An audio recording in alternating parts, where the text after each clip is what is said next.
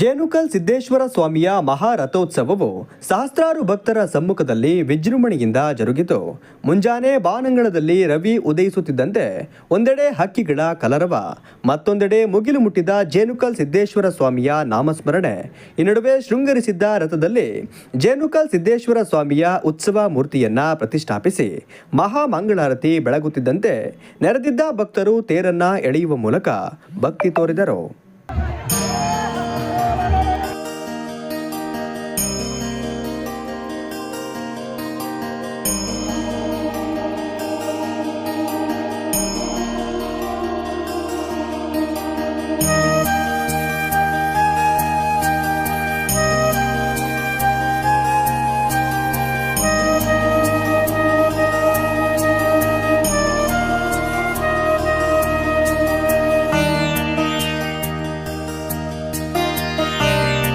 ರಥೋತ್ಸವದ ನಂತರ ಹರಕೆ ಹೊತ್ತಿದ್ದ ಸಹಸ್ರಾರು ಮಹಿಳೆಯರು ಗುದ್ಗಲ ಹೊರುವ ಮೂಲಕ ಹರಕೆ ತೀರಿಸಿದರೆ ಮತ್ತೆ ಕೆಲವರು ಕೆಂಡ ಹಾಯುವ ಮೂಲಕ ಭಕ್ತಿ ಸಮರ್ಪಿಸಿದರು.